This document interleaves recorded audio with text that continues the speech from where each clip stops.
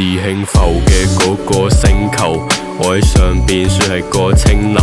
有啲嘢想同你徵求，學習你嘅語言為同你去交流。真誠係我嘅母語，輕浮係你嘅語言，或者俾人當係水彈沉埋遊戲裏邊。獎勵係個好處，但解唔開入邊。學唔明就係學唔明，就算過多幾年以前，我以為你對我有好感，所以心動，點知會跌入一個無盡嘅心動。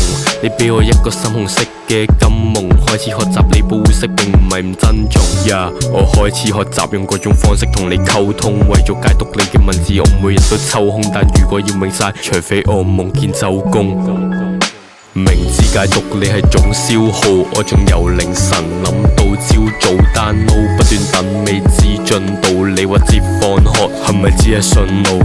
明知解讀你係種消耗，我仲由凌晨諗到朝早 download， 不斷等未知進度。但我唔可以冇咗你嘅信號。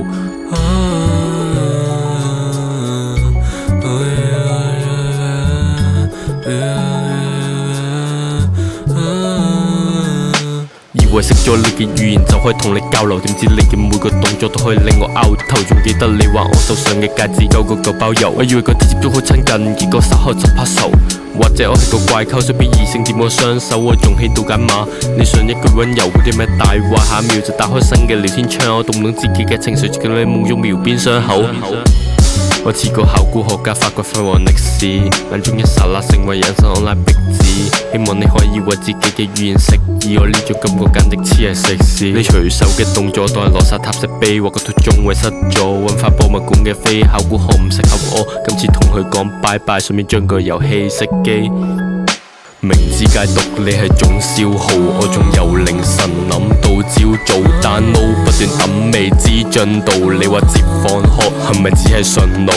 明知解讀你係種消耗，我仲由凌晨諗到朝早 download， 不斷等未知進度。但我唔可以冇咗你嘅信號。